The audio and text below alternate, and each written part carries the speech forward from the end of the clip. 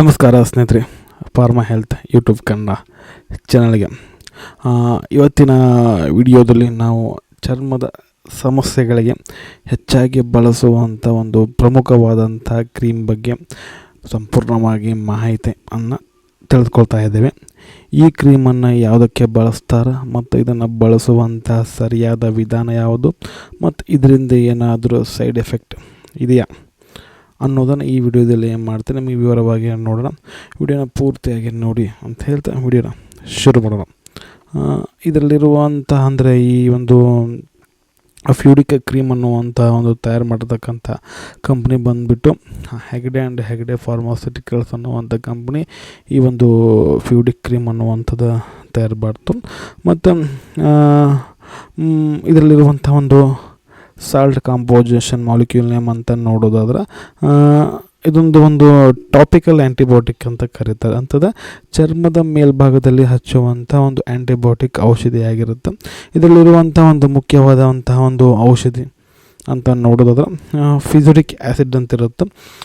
ಇದು ಚರ್ಮದ ಮೇಲಿರುವಂಥ ಒಂದು ಏನಾದರೂ ಇನ್ಫೆಕ್ಷನ್ ಆದಾಗ ಬ್ಯಾಕ್ಟೀರಿಯಾಗಳ ಬೆಳವಣಿಗೆಯನ್ನು ಏನು ಮಾಡುತ್ತೆ, ತಡಿತೈತೆ ಮತ್ತು ಅವುಗಳನ್ನು ನಾಶಪಡಿಸಲು ಏನು ಮಾಡುತ್ತಾ ಸಹಾಯ ಮಾಡುತ್ತಾ ಈ ಒಂದು ಫಿಜುರಿಕ್ ಆ್ಯಸಿಡ್ ಅನ್ನುವಂಥದ್ದು.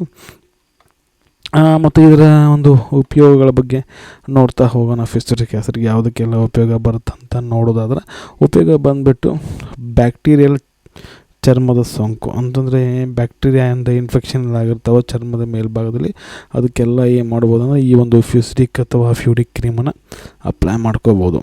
ಮತ್ತು ಸಣ್ಣ ಪುಟ್ಟ ಗಾಯಗಳು ಮತ್ತು ಏನಾದರೂ ವುಂಡ್ಸ್ ಕಟ್ಸ್ ಆಗಿದ್ದರೆ, ಇನ್ಫೆಕ್ಟೆಡ್ ಆಗಿದ್ದರೆ ಅವಾಗ ಸಹ ಏನು ಮಾಡ್ಬೋದು, ಈ ಒಂದು ಕ್ರೀಮನ್ನು ನೀವು ಯೂಸ್ ಮಾಡ್ಬೋದು.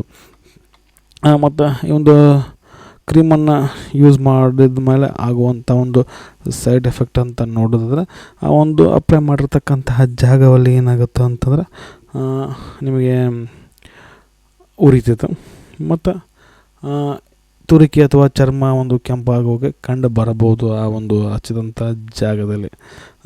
ಮತ್ತು ಇದರ ಡೋಸೇಜ್ ಬಂದುಬಿಟ್ಟು ಅದು ಡೈರೆಕ್ಟೆಡ್ ಬೈ ದ ಡಾಕ್ಟರ್ ಅಂತ ಹೇಳ್ತಾರೆ.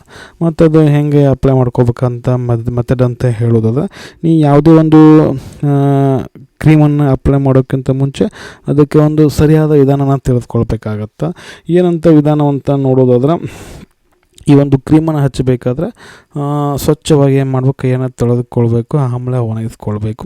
ಮತ್ತು ನಂತರ ಏನು ಸ್ವಲ್ಪ ಒಂದು ಕ್ರೀಮ್ ತೆಗೆದುಕೊಂಡು ಏನು ಇನ್ಫೆಕ್ಷನ್ ಆಗಿರ್ತದಲ್ಲ ಆ ಜಾಗಕ್ಕೆ ಹಚ್ಚಬೇಕಾಗತ್ತೆ. ನಂತರ ಏನು ಮಾಡಬೇಕು, ಹಚ್ಚಿದ ನಂತರ ನಿಮ್ಮ ಹಚ್ಚಿದ ಕೈಗಳನ್ನು ಏನು ಮಾಡಬೇಕಾಗತ್ತದ ಚೆನ್ನಾಗಿ ತೊಳ್ಕೊಬೇಕಾಗತ್ತೆ. ತೊಳ್ಕೊಂಡು ನಂತರ ಇದು ತೊಳ್ಕೊಬೇಕಪ್ಪ ಅಂತಂದ್ರೆ ಒಂದು ಮತ್ತು ಬೇರೆ ಭಾಗಕ್ಕೆ ಬೇರೆ ಭಾಗ ಸ್ಪ್ರೆಡ್ ಆಗಬಾರ್ದು ಅಂತ ಅದಕ್ಕೆ ಕೈ ತೊಳ್ಕೊಳಿಕ್ಕೆ ಹೇಳ್ತಾರೆ.